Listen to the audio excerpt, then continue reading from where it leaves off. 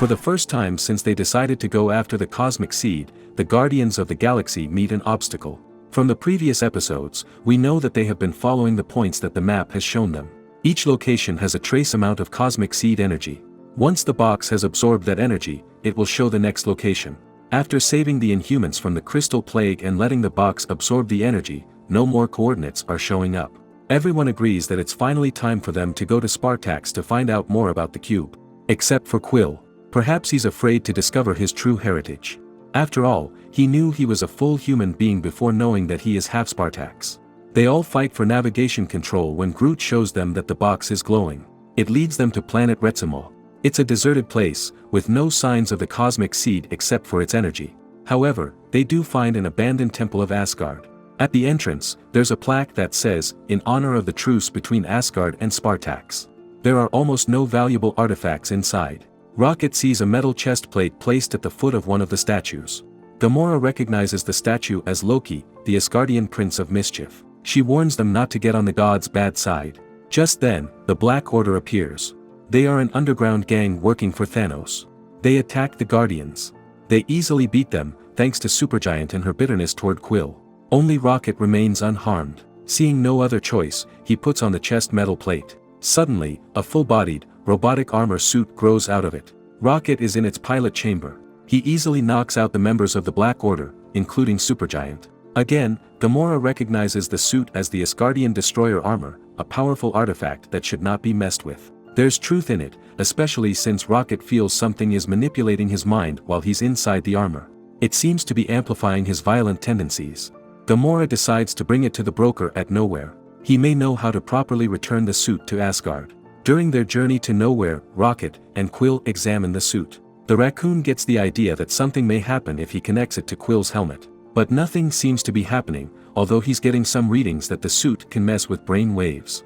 He decides to wear it. That's when Quill sees a series of images through the lenses on his helmet. He sees an old man with an eye patch, a man with a hammer, and a Spartax yen holding the cryptocube. He also sees the cosmic seed before the connection overloads. Rocket is becoming violent again, so they have to remind him he's in fixing mode, not in fighting mode. They arrive at Nowhere. While waiting for their appointment with the broker, they take a break at a tavern. Rocket seems to be eating more since he wore the suit. A delinquent named Dag taunts Rocket. He disrespects the raccoon by spilling and throwing food at him. The others attempt to pacify the situation. But before they can do anything, Rocket has put on the armor. Then he pushes Dag's head onto the table.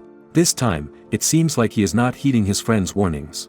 He even tosses Gamora over the counter, and Drax out of the tavern. That's when Cosmo the dog comes to stop the bar fight. Because of his telepathic abilities, he easily deflects the armor's attack. Then the dog pushes the armor onto the wall.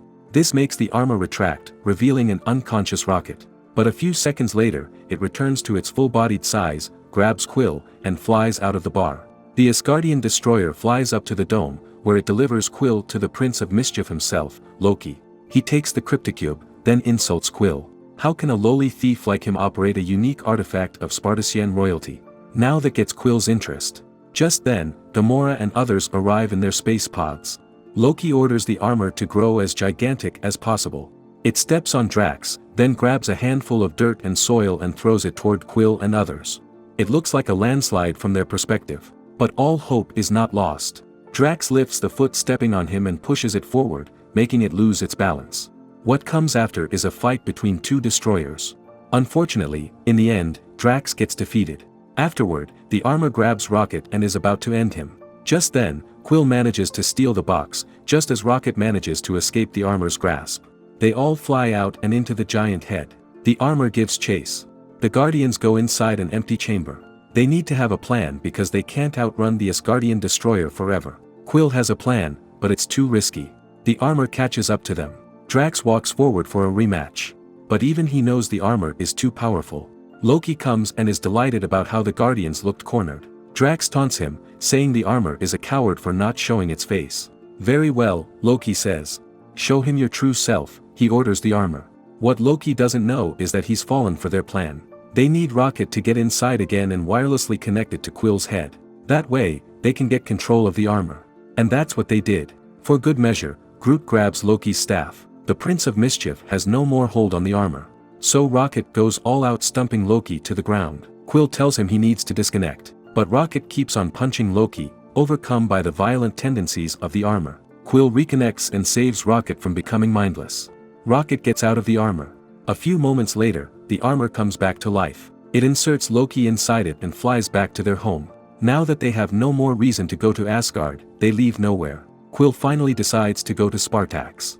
What they don't know is that Loki is plotting a war using them. He wants his home to fight the Spartaxians, using Quill as an excuse. And when that happens, he is sure Asgard will be his for the taking. The Guardians eventually arrive at Spartax. There is some sort of immigration control upon entering the planet. From a speaker, a lady announcer reminds both tourists and citizens to follow protocols. The announcement ends with "All hail, King Jason." The cryptocube glows brighter, indicating that they are in the right place. Quill runs through a door to immediately search. But his friends can't get through. Only Spartaxians are allowed to enter through it. This confirms that Quill is indeed a Spartacian. The voiceover tells them to line up just like others.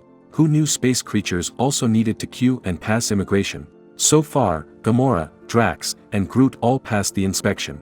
However, Rocket encounters a condescending guard, who tells him that animals must be put in a cage. He hits the guard's head in retaliation, which causes the pocket dimension storage vial to fall on the floor. Not knowing what it is, the guard opens it. The vial spews out a blaster that accidentally shoots the statue of King Jason. Now, they are in real trouble. Defiling a monarchy's statue isn't exactly a friendly gesture. The Guardians get cornered. Rocket sees a tunnel into which they can escape, but Drax and the others can't fit in there. So, he puts all his friends inside the vial, and then he enters the tunnel. Rocket slides into a baggage carousel below the surface. He releases his friends, who warn him to never do it again. But the guards are still after them. The Guardians avoid the blasters using the bags, or jumping from one platform to another. Eventually, they follow the direction of the baggage carousel and get out. They use some clothes from the tourists to disguise themselves. Rocket checks Quill's location using a tracing device. But when they get there, Quill is missing. They only find his headpiece where the tracking device is connected. They look into the recorded images, where they see the last woman he met. Where is Quill? A few minutes earlier, Quill had entered a market and was wandering along the streets. There, he met a woman named Mantis. As usual, Quill introduced himself as Star-Lord. Hearing the name, and seeing Quill using the quad blaster, Mantis believed he is the one mentioned in their prophecy. The one who is destined to save the galaxy. Before she could explain further, guards arrived and apprehended Quill. They took his quad blaster and imprisoned him.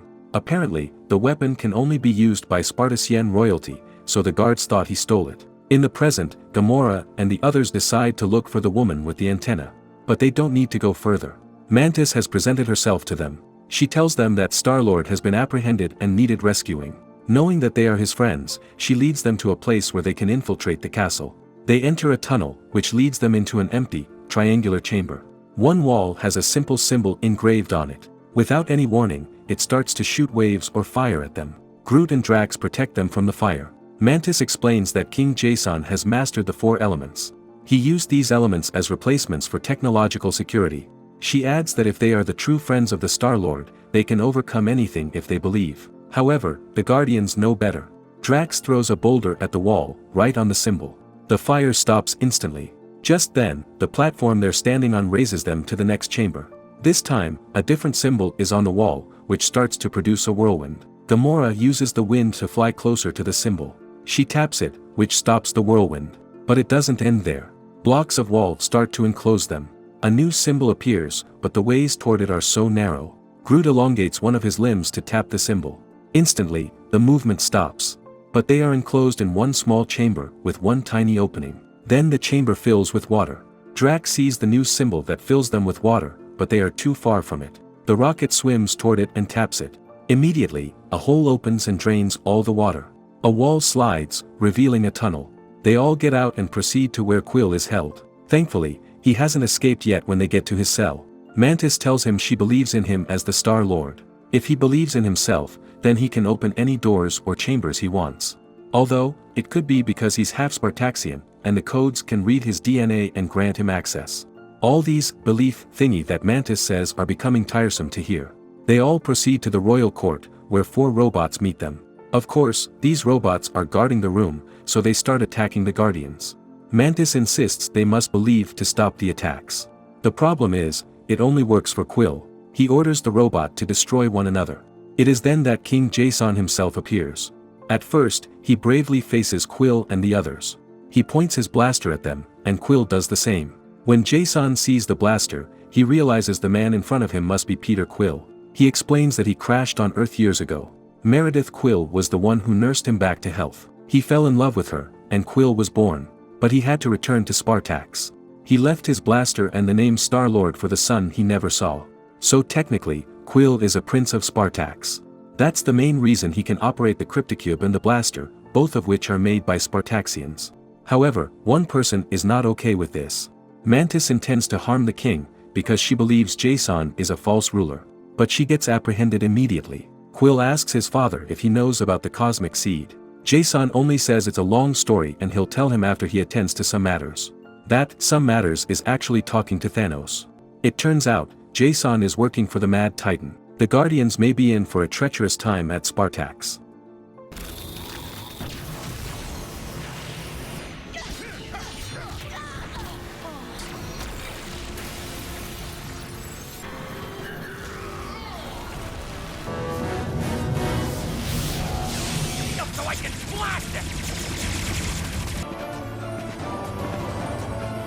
King Jason has accepted Quill as his son and heir apparent to the Spartax throne. Gamora and the others are made honorary guards for the prince. Except for Quill, the Guardians don't like it. They know very well that they are outlaws doing heroic stuff. Quill points out that with their current position, they have access to the Spartax intelligence network. They can use it to track Ronan or even get clues about the cosmic seed. For now, Quill will be introduced to the Galactic Council. Rocket voices out what everyone's been thinking: becoming royalty is getting into Quill's head. Inside the meeting room, Quill is introduced as Prince Peter, son of Jason. He meets Thor, son of Odin and Prince of Asgard, the Grand Commissioner of Rigel, the Kree Supreme Intelligence, and the Nova Prime of Xander. This is clearly a group of people that should not be taken lightly, as they are adept at playing the game of politics. But Quill will always be Quill, humorous and tactless. He almost starts a war between the Kree Supreme Intelligence and the Grand Commissioner by carelessly saying his opinion about giving away a territory. Gamora and the others have to enter to break up the fight. Because of this, Jason promises to make reparations to the Kree Empire. Then he orders Quill and his friends out of the council room. When Quill asks them why they have to enter the room, Drax informs him that they've gotten information about Ronan's whereabouts. The villain is in an ancient temple performing a Kree purification ritual. According to Gamora, he only does this once every celestial cycle. This is their chance to apprehend Ronan once and for all. But Quill can't leave because Jason has ordered him to go on a diplomatic mission. Priorities have to be made. Quill chooses to perform his royal duties, while the Guardians choose to be true to who they are. They bid him goodbye. Gamora and the others arrive at the planet where Ronan is located. They find him inside the temple, apparently alone. Weapons are not allowed inside, so they are taking a risk apprehending such a villain with bare hands. Soon they find out they've walked into a trap. Nebula is on the second floor of the temple. She activates the numerous crystals installed on the roof. Each one shoots a dangerous beam. Drax attempts to break one crystal. Instead of breaking into pieces, the crystal simply cracks, allowing multiple outlets for the laser to shoot from. The Guardians are cornered as Ronan raises his staff to attack. Just then, Nebula gets confirmation that a Refinery asteroid is about to be delivered from Spartax to Kree. Ronan changes his mind and uses the Guardians for his plans. Meanwhile, Quill is called by his father to orient him about his diplomatic mission. Quill will escort a Refinery asteroid to the Kree Supreme Intelligence. This will serve as a gift to settle the border dispute Quill accidentally started earlier. Accompanying him will be Victoria, Captain Commander of the Spartax Royal Guard, and his half-sister. He gets excited about having a younger sister. But the feeling is not mutual on Victoria's part. When they arrive at the asteroid, it becomes clear that they have big differences. Quill is laid back and still carries on his culture from planet Earth. Victoria, on the other hand, is uptight, loyal to the kingdom, and looks down on commoners. She even insults Quill for being a human. During their tour inside the asteroid, Quill finds out that the refinery is used to mine and forge metals for weapons. The heat makes him think about the miners and expects them to be paid well. But Victoria corrects him. The miners are slaves working for the Spartax Empire. Therefore, they don't get paid. Quill is not okay with it. Victoria points out that it's just the way it is. He is not fit to be the rightful heir to the throne if he doesn't understand the ways of Spartax. Later on, Quill talks to the miners. His tactless tongue takes over as he introduces himself as Star-Lord, the supposed prince from the prophecy that will save them all. Because of this, the miners suddenly start a rebellion. To make matters worse, Gamora and the others arrive at the asteroid. Quill grants them access, not knowing that Ronan and Nebula have hostage them. The Guardians escape and inform Quill of what's happening, but the two villains work fast. Nebula goes to the smelting unit while Ronan goes to the command center. The foreman of the refinery warns them that Nebula must be stopped. If she tweaks some of the controls, she can cause a chain reaction that will result in a huge explosion. So, Gamora and others run after Nebula. Quill and Victoria face Ronan. The villain destroys the comms and navigation system to avoid warning the nearby Kree ships. Then he releases all the escape pods. He aims to make it look like Spartax has sent an asteroid bomb to Kree. Then he expects his home planet to wage war. When that happens, he'll take over the Kree Empire and evict the Supreme Intelligence.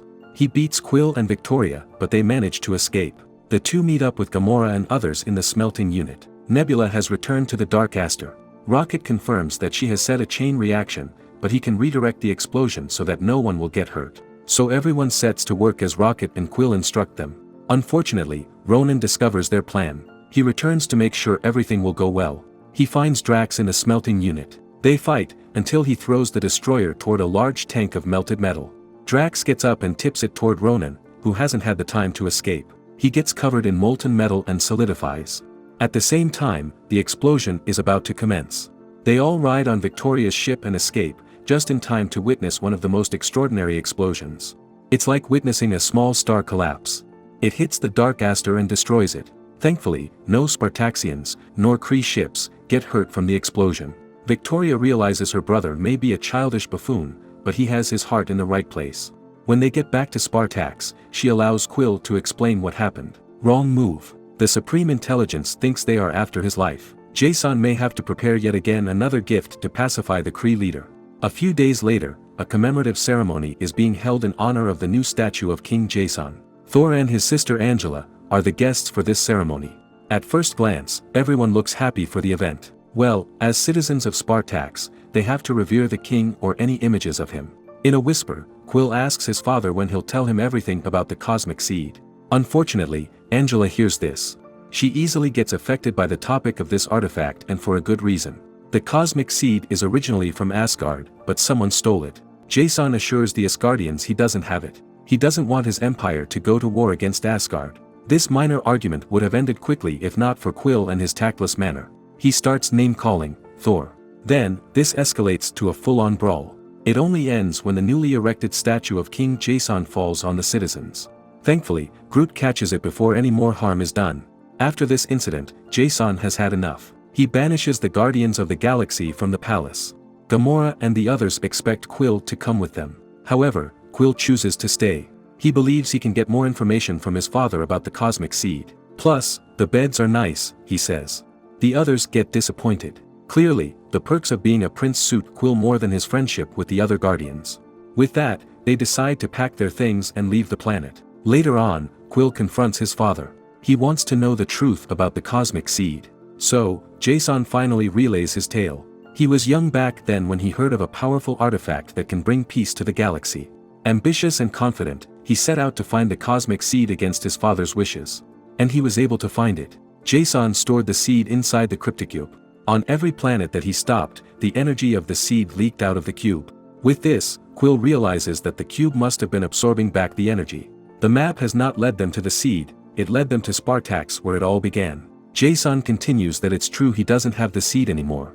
It was stolen from him, causing his space pod to crash into Earth. That's when he met Meredith Quill, fell in love with her, and planted a seed in her. But he had to go back to Spartax, which was on the verge of war back then. He left the element blaster in the cube, the latter keyed with both their DNA. That explains why Quill can operate the cube. The next thing Jason knows, the Ravagers have ended both Meredith and his son. Jason forbids Quill to look after the cosmic seed. It cost him his love's life, and he doesn't want his only son to follow his path. But Star-Lord is stubborn, just like his father. He steals back the cube from his father's secret chamber. He also sees a bag full of questing tools and steals it, too. Quill comes back to the Guardians with an apology and presents. Gamora says they haven't forgiven him, but the soft pillows and blankets will suffice for now. He explains to them his plan. They will go to nowhere and utilize the continuum cortex using the cube's energy. Then, they will point it to the place with the largest concentration of cosmic seed energy. If this works, then their quest will end, and Quill will have what he's been looking for. When they arrive at the giant head and tell Cosmo their plan, the dog agrees.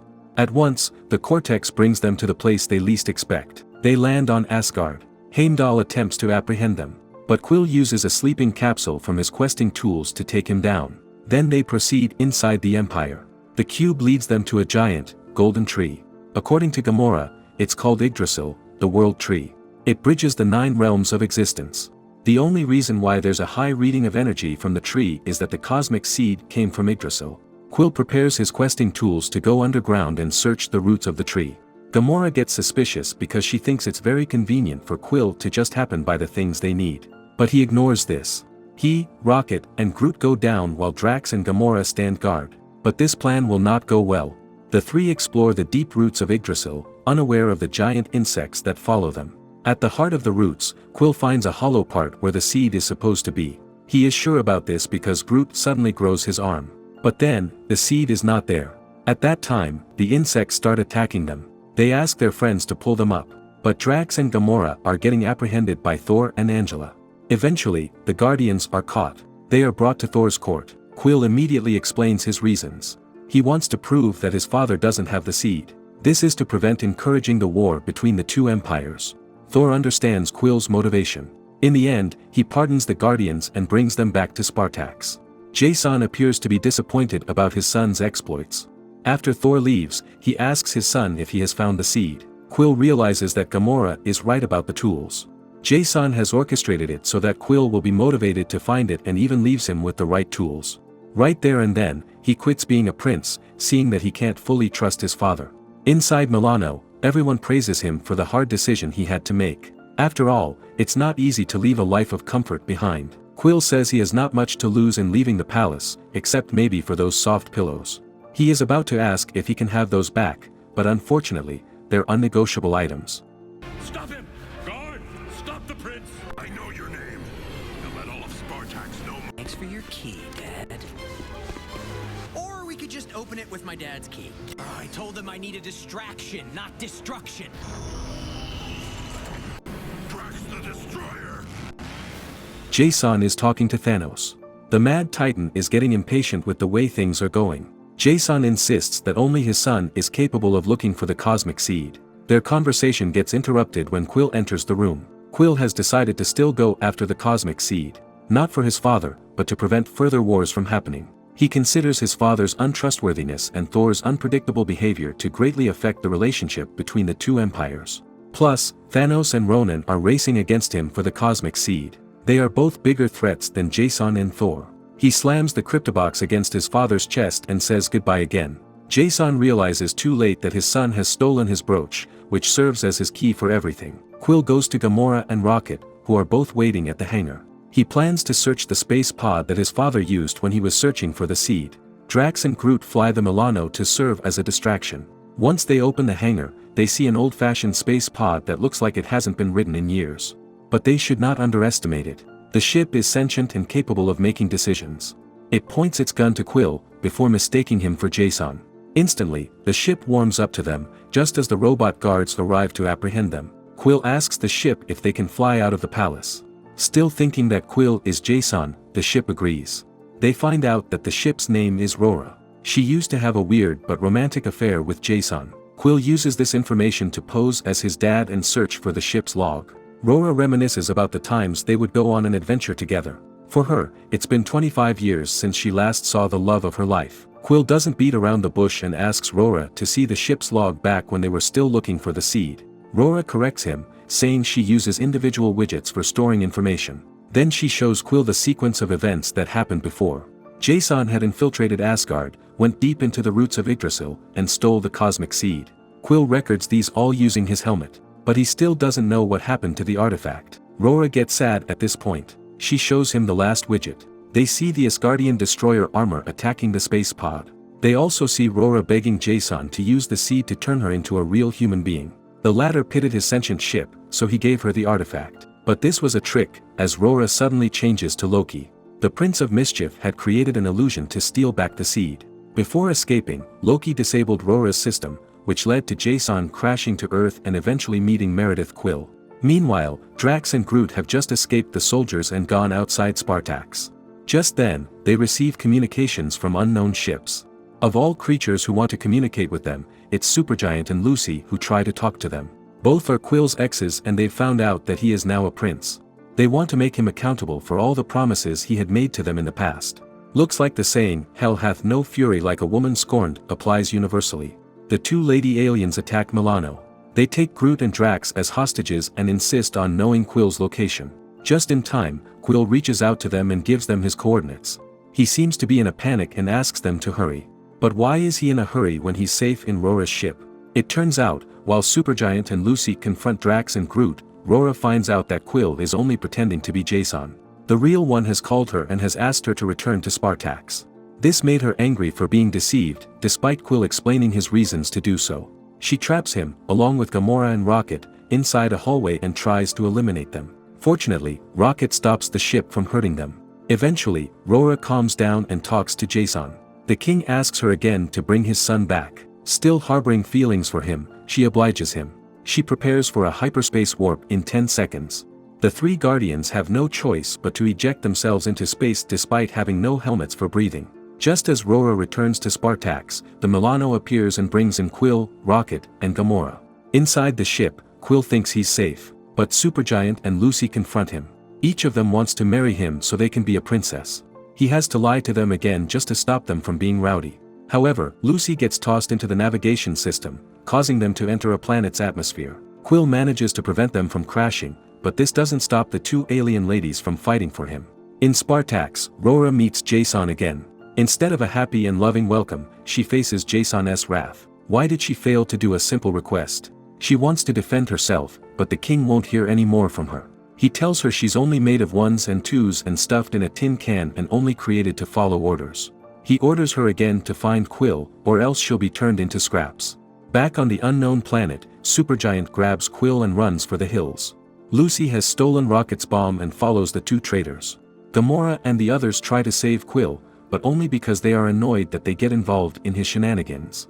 Supergiant climbs up a rocky tower, tucks Quill at the back of her neck, and then acts like King Kong in defending her future husband. She's unaware that Lucy has climbed up to her head, and threatens to activate the bomb. Quill realizes his mistakes, so he apologizes to the two women he hurt. Supergiant and Lucy listen, but for them, it's too late to turn back. Lucy detonates the bomb and lets go of it. Quill jumps out, retrieves the bomb, and then flies upward. He throws the bomb into the sky, where it makes a massive explosion. Supergiant falls off the rocky tower because of this. At that point, Rora appears and saves Quill from falling. She realizes that he's not entirely at fault for lying. He shows him another log that reveals the truth about his past. It was Jason who ordered the Ravagers to kidnap him and train him as a thief. Quill finally understands that his father has always wanted him to steal the cosmic seed for him. All this quest for the artifact, the dangers the Guardians face throughout the quest, and Quill's heartache at being separated from his mother, are all done to feed Jason's ego. Angry at his father, he decides to return to Spartax and make Jason pay for everything he's done. The Guardians barge into the council room. Quill bravely announces the truth in front of these high-ranking officials. Using the recording from his helmet, he shows them all that it was Jason who stole the cosmic seed in the first place. But before he can show them that Loki stole back the item, Thor rages at Jason. He says he can't believe that he trusted a thief. Right then and there, he declares that Asgard will go to war against Spartax. Well, Quill, that didn't turn out well. The Guardians are thrown into prison. Quill's prince status has been revoked by the order of the king, so he can't convince the guards to let them out. Victoria comes to save him. But first, she asks why Quill accused their father of a great crime. He explains that it's true, but then Loki snatched it from him. And he has the recordings to prove it. Then she asks a good question: if the cosmic seed has been stolen from him, then why is Jason allowing this war to happen? Unless the king has always wanted war. Not knowing the answer, she trusts her brother to do what is right, no matter how reckless it can be. She gives him a device that allows the Guardians to escape from their cell. In Asgard, Thor rallies his siblings and best generals for the upcoming war. Secretly, Loki is enjoying this because this is exactly his plan. He pretends to be concerned about the throne when his brother is in Spartax. So, he volunteers to keep watch while Thor will attack. Everyone agrees. The god of thunder rides on one golden plane, accompanied by his sister and 3 generals. Welcoming them at Spartax are the elite warriors led by Victoria. Thor orders the Asgardian destroyer to blast the Spartax ships, signaling the start of the war. In the palace, the Guardians have just escaped and retrieved their weapons. Jason finds them and blocks their way. He has just announced to his empire that a war will be fought against Asgard. Now, he needs to tie up his son so he can't do any more damage. Quill tells his friends to go ahead while he deals with his dear old dad. The father and son fight using their blasters. After a few strikes, Jason corners his son to the edge of the balcony. Quill says he has all the evidence to implicate him as a criminal. But he discovers all the recordings have been deleted. So, Quill records his father, just in case. He asks him why he allowed the war after years of pretending to keep the peace. Jason replies that this time, he knows he can win it. Before he can elaborate, he shoots Quill into the ledge. The Prince of Spartax doesn't want to have anything to do with his father anymore. He lets go of the ledge. Thankfully, Milano catches him. He thanks his friends for saving him. But he can't just leave, not when his sister is truly fighting to protect her home. He flies the Milano to where she is. Victoria is facing the destroyer. Flying nearby is the golden plane where Thor and Heimdall are watching and ordering the armor. Quill remembers something. The destroyer records everything it sees. If he can hook up his helmet to its system, he can access its memories. He can find a recording where Loki stole back the seed. He asks Rocket to do this, while he talks some sense to Thor. But as always, not everything goes to plan. Loki has been watching the war unfold. It's time to commence phase 2 of the war, terminate Thor. He orders the destroyer to blast the plane where Thor and Quill are standing. Everyone sees this and thinks the two have perished. Then, Loki teleports to Spartax. Wearing the crown, he introduces himself to Jason as the new king of Asgard, and thus, he wants to have a ceasefire. In front of the many Spartacian citizens, Loki announces that war should never have happened, and peace is the only thing that his late brother would have wanted for the 2 empires. Jason adds that the real culprit behind the war and the demise of his son is the Guardians of the Galaxy. Rocket comes in and denies the allegation. He has successfully retrieved the memories from the destroyer using Quill's helmet. He shows everyone the recordings, including the fact that Loki stole the seed. Seeing no way around it, Loki admits the truth. He uses his new status as the king to pardon himself. However, someone from the crowd says that he has no authority to pardon himself. When they look around, it's Thor who said it, followed by Quill. They're both alive. Immediately, Thor orders the arrest of his brother for his crimes against Asgard. But what about the crimes against Spartax? Jason asks. He demands reparations and an apology from Thor. Quill comes and shows everyone the recording from earlier. That their king has always been plotting to have this war. Seeing no way to deny the allegations, Jason tries to escape. Victoria stops him. She'll do what she has to do to protect the Empire, even if it means imprisoning her father. And so is Jason. He presses his key to call for none other than Thanos, the Mad Titan. Oh, boy. Things are really not turning out well.